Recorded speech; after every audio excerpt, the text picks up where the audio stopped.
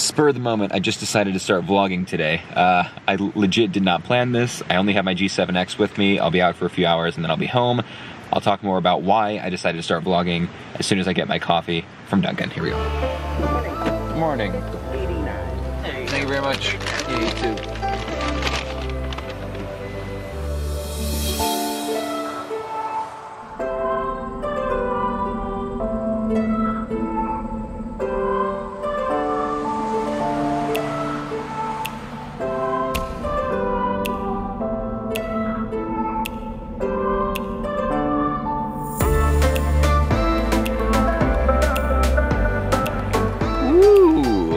I am at an auto repair shop because Lindsey had a tire that's been leaking air consistently for the past few days, but I'm working from home, so I agreed to take her car this morning. They just found that there was a screw in the tire, but they took it out, they're repairing it, 30 bucks in and out, which is good.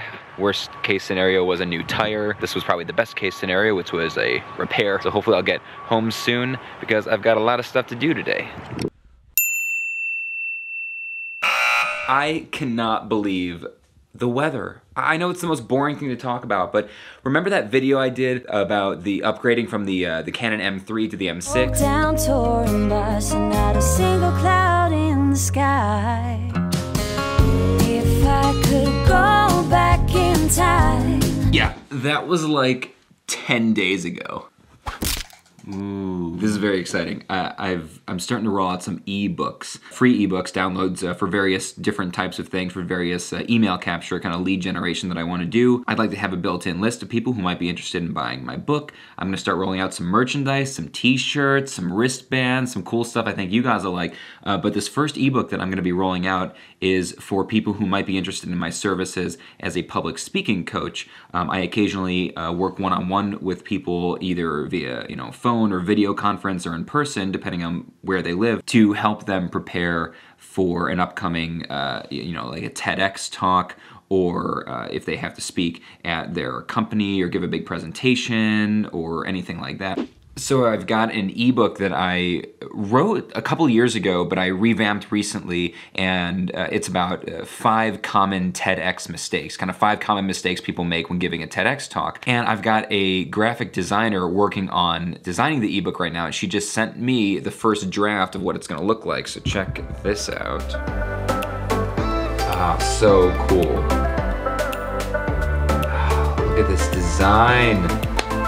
Okay, I have a ton of work to do before I'm giving a podcast interview. Later today, I'm gonna be a guest on a really, really cool podcast. I'll tell you more about that. And I still have to tell you about why I decided to vlog today in the first place. I will do that, but I have to do work first. I have to shower because it's a video interview, so I need to not look like this.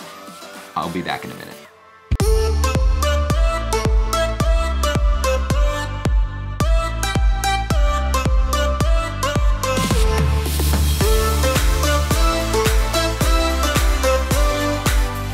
I've got 40 minutes before this interview, and the problem is that in the studio, the way it's currently set up, this obviously is the nicest backdrop for doing anything with video. And don't get me wrong, I love my guitars and my Riddler and all that stuff, but it's not the nicest backdrop for doing a video call or a video conference. So I'm going to attempt to swing my entire computer to face this way.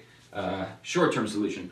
I'm doing a lot more video conferencing lately. Long-term solution is to get a different video conferencing setup, like I go through this, but I could have like a monitor, a separate monitor that would sit here, or on like a mobile unit that could roll around, and then I would have a camera, and it would all be powered by this, but it would be something mobile that I could just put somewhere else. Anyway.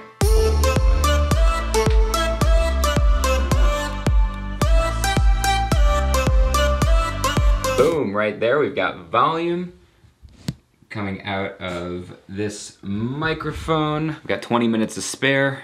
Just waiting for Adam, who's interviewing me, to let me know how to connect with him on Skype. It's not, I don't think it's actually a video interview. I don't know if he puts the video anywhere, but I know we're doing it on Skype, so I assume we're doing video,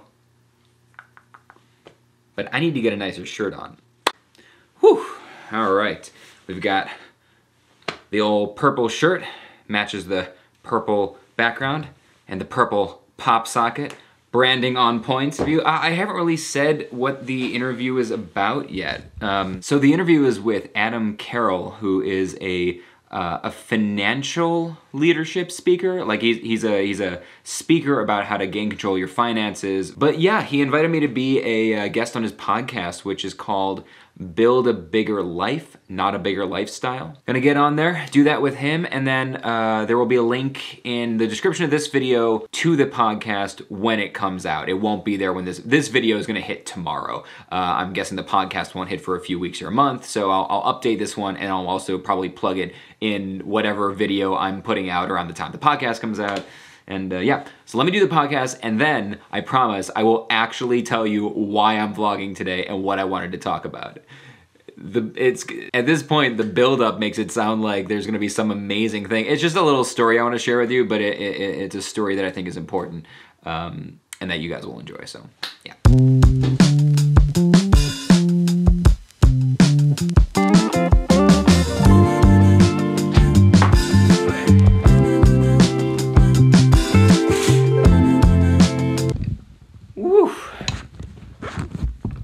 Hello. Interview was fantastic. Adam is an amazing podcast interviewer. I think this is gonna be easily the best podcast interview I've ever done. A lot of great info, really great conversation. Okay, I haven't eaten anything for lunch or breakfast or, I don't know. I have not eaten anything today. We've been going off of leftovers for days, so. I've been caught up in my mind. Oh, it's not hard to see why I was feeling down. You saw right through it all. Oh, I could not fake it, no matter how I tried. Ooh, you cured my aching heart.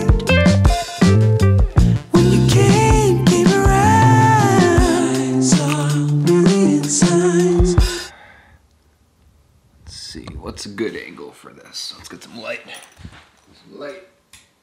All right, so I've been promising you that there's a thing I wanted to talk about in this vlog, and here it is. I got a review that came in kind of Google business page, and it was from a bar mitzvah that I just did last weekend. Last weekend I did 2 bar mitzvahs, and I didn't film at any of them. I didn't vlog because, well, the first one didn't want any video or photos during the event, and the second one was just insane, and so I posted some photos on my social medias. By the way, if you're not following me, here it is, link on Instagram. But one of those clients already left me a review, and it's a glowing review. Now, I'm gonna read it to you, but it's not to stroke my ego. And I promise it's not to stroke my ego. There's a point that I want to make about this, but I'm gonna read it to you quickly. I'm gonna put it up on the screen, and then we're gonna talk about it, and there's a reason I want to talk about this. After lots of research on and conversations with New York and Connecticut area magicians for my son's bar mitzvah lunch celebration, I was so relieved to find Brian. We spoke on the phone, and I knew immediately that he would provide just the right mix of intelligence, humor, and crazy talent without being cheesy or corny. He was also highly responsive and reliable by phone and email, which is so important and comforting when you're planning an event. Brian did not disappoint one bit at the actual celebration. He wowed all of our guests, young and old, discriminating and new to magic, with his walk-around wonders, and was so personable and flexible and just super impressive. I'm seriously trying to come up with excuses to hire Brian again. Snap up the chance to have Brian entertain you and your guests. He's leagues above other magicians, yada, yada, yada. Okay, the thing is, I'm not talking about this because it feels good. I mean, yeah, it feels good to get a great review, but the reason that I'm bringing this up is that you'll notice most of that review was not about magic. It wasn't about the tricks. If you're a magician, if you're a comedian, if you're an artist, if you are a graphic designer, a filmmaker. We've talked about this so many times in this channel, but I feel like it's such an important point that I need to keep reiterating it, especially if you're new and you just started watching, maybe you haven't heard me talk about this before. You have to be good at what you do. But after you're just good enough, success in business is about being easy to work with, being personable, being friendly, being kind, listening to your clients, listening to your audience. In other words, if you go back and look at this review, 90% of it was about how I was responsive, reliable, personable, flexible. All of these things she was talking about had nothing to do with how good my tricks were. I am a good magician. I might even be a great magician. I don't know. I don't know where I rank in terms of magicians, but I do know that so many entertainers are difficult to work with. They're not responsive. They don't respond quickly to emails or phone calls. They're not flexible. They have a lot of demands. They're not. They don't shake people's hands and meet them and chat with this person and that person. If you want to be successful doing anything you're passionate about, in any art form or creative pursuit, or if you want to build your own construction company, build your own construction company. If you want to be successful doing something you're passionate about, you don't have to be the best. You don't have to be the world's greatest anything. You just have to be good enough, and then you have to be professional, kind, responsive, courteous, all of those things. All right, well, I think that's, did you see, I'm leaving that in. That was an attempt to do a classy, one-handed close of a fan, and it just,